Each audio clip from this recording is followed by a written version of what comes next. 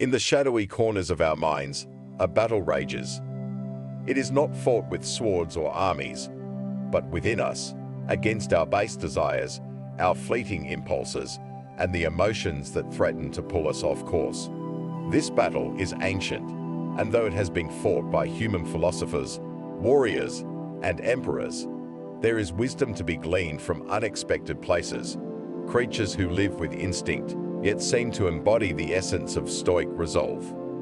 Picture, if you will, a philosopher not robed in a tunic, but in fur, an embodiment of wisdom that teaches us lessons without speaking, yet whose presence offers insights into the Stoic way. Through the lens of the Stoic, we will explore 8 lessons from the furry philosopher, lessons that, when internalized, will help you not only attract the attention of others, but command respect, admiration, and influence. The Stoic journey is not one of external seduction, but of internal mastery. Master yourself, and others will naturally be drawn to your presence. So, let us walk this path together, as we learn to tame the wildness within us and embrace the Stoic spirit embodied in these lessons. Lesson 1. Silence is power. In the wild, silence is survival. For our furry Stoic philosopher, the stillness of the forest is their ally.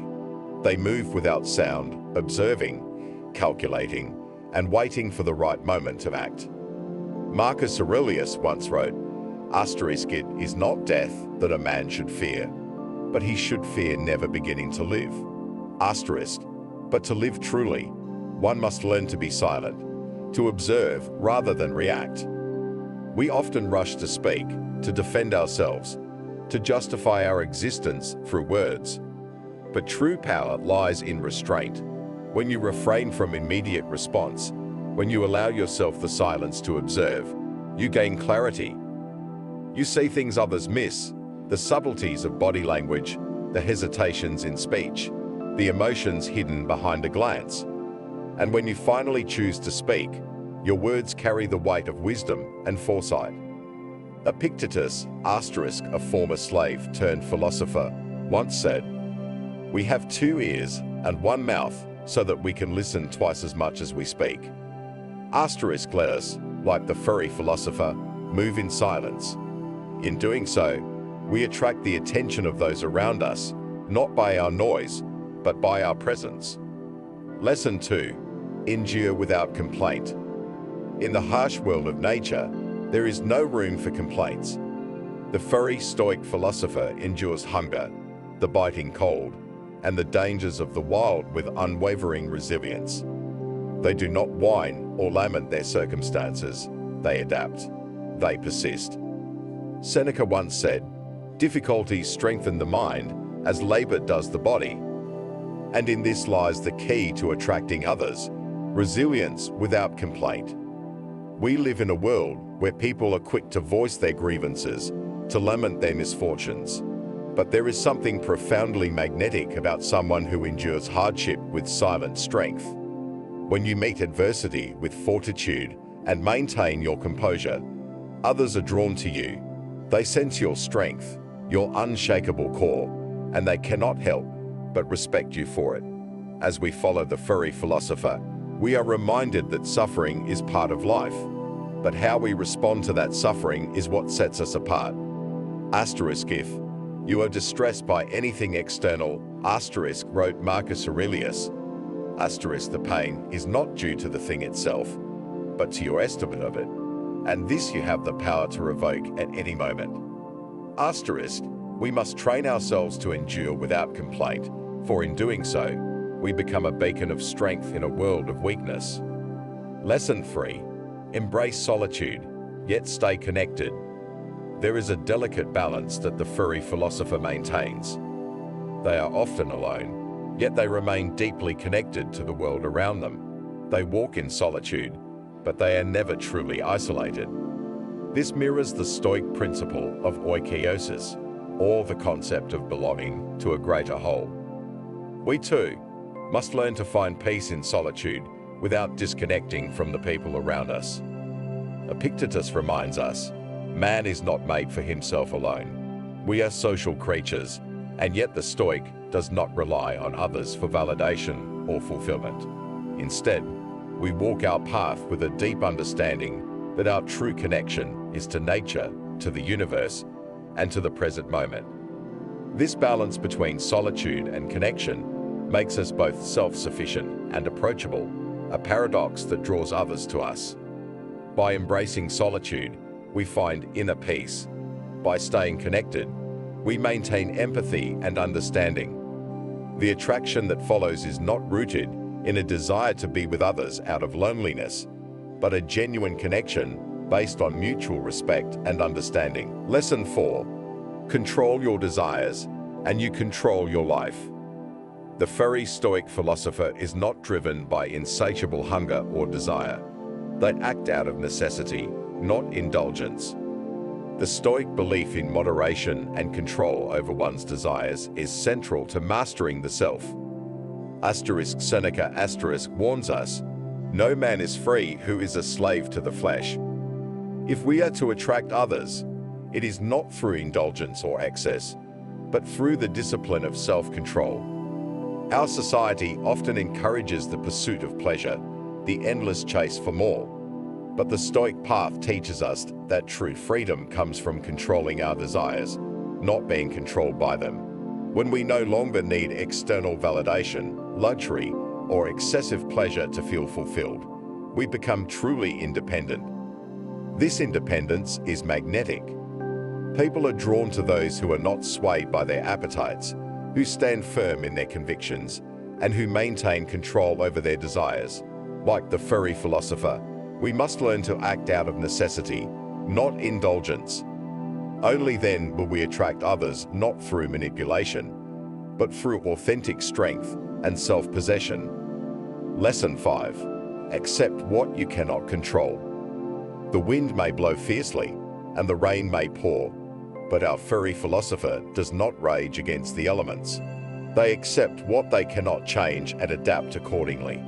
This is the essence of Stoic wisdom, the understanding that while we cannot control external events, we can control how we respond to them. Epictetus teaches, "It's not what happens to you, but how you react to it that matters."